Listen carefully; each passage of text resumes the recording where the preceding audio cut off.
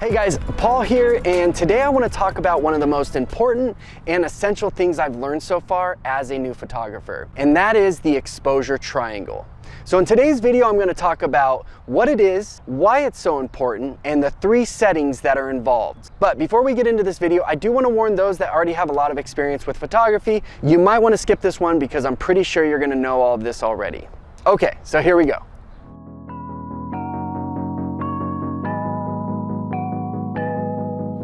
So what the exposure triangle is it's a method and also a diagram that shows you how there are 3 settings that are used together to get the proper exposure for your camera. These settings are aperture, ISO, and shutter. Now, the reason why it's so important to understand this method is because all 3 settings work together to get that perfect exposure, and all 3 do different things. So what I'm going to do next is I'm going to explain these 3 settings and how they work to get the proper exposure.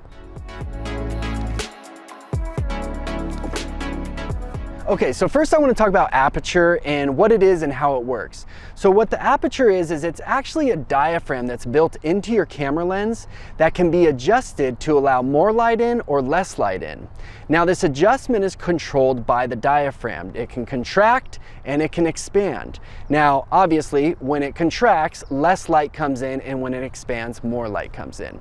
Now this adjustment is measured by something called f-stops, and you'll see that there's a range of f-stops on your camera. Depending on the lens, it could be anywhere from like an f1.4 all the way up to f22.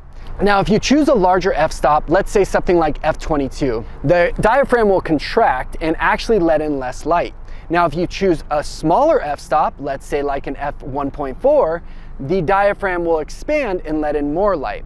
Now, the benefits of both of these is if you do like an f22, the higher the f-stop, the larger depth of field you will get for your photos. If you do a smaller f-stop, the less depth of field. The benefits of each is if you have a larger aperture setting, let's say an f22, well, it gives you a much larger depth of field. So it's much better for landscape photos, so you can get everything into focus. And then a smaller aperture setting, lower f-stop, let's say an f1.4, would be really good for a subject that you want to put all the focus on that subject for the photo. So a lot of portraits, and you get that blurred effect in the background. And that's what happens when you have a much more shallow depth of field. Usually the lower the f-stop, the more blurry the background will be. That is called bokeh. It's a bokeh effect. Now I hope that gave you a good idea of kind of how aperture works and what it does and why it's important. And next we're going to move on to ISO and what that is.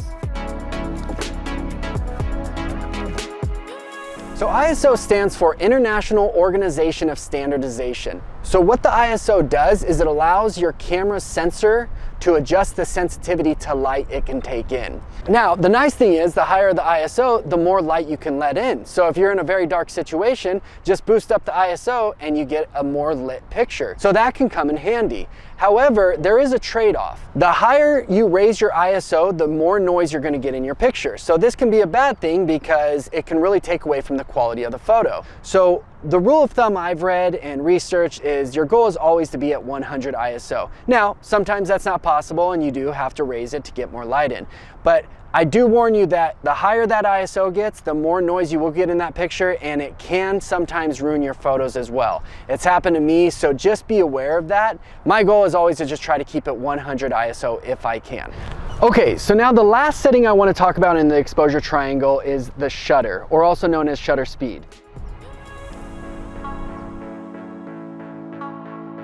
Now what the shutter is it's this little curtain, or you might call it a door, that closes over the camera's sensor, and it can close in different speeds. Now the range of speed it can close in could be anywhere from 30 seconds all the way up to 1/4000th of a second, which is really fast. Now the benefits of slower versus faster shutter speed can be the slower the shutter speed, the more light you can let in. So you can get much more creative photos. So that's where you'll see those photos people do with like the slow light trails in it, and they look really cool. And then the benefit of a faster shutter speed would be action-packed stuff. When you see a bird flying in motion or somebody playing football and catching a ball, that would be a fast shutter speed. Now something you do want to be aware of is when you use too slow of a shutter speed, you want to make sure you're using a tripod, because the slower the shutter speed, the more motion blur it's gonna pick up. So any slight movement will ruin your photo. So make sure you're always using a tripod when it comes to those cool, creative, long exposure photos. I personally love using faster shutter speed because I tend to go on more hiking trips and I like to be on the go, and I don't wanna have to take a tripod every time I'm doing photography. And when you use a faster shutter speed and it's sunny enough outside, you can get some really cool photos without having to worry about a tripod. So that is the explanation of shutter speed. All right guys, so that is it for my explanation of the exposure triangle. I personally think it's extremely beneficial and helpful to understand these three different settings. For me personally, it has improved my photography skills tremendously, just having an understanding and having the option to have three different ways to adjust my exposure. One side note I want to add is, through research I've done and videos I've watched, they do say to use the ISO as the last resort. So if you need to adjust your exposure, adjust the aperture or the shutter speed first, and then always do the ISO last. And then going back to what I mentioned before, I personally like to stick with the 100 ISO. I feel my photos are coming out with much better quality and less noise, and I only raise that ISO if I absolutely need to. And on top of that, I actually have taken off my auto ISO because I always like to be at that 100 ISO and just adjust it as I need it. All right guys, so that is it for now. I hope you enjoyed the video. I do hope you found it informative, and if you haven't done so already, please feel free to like and subscribe. And until next time, take care.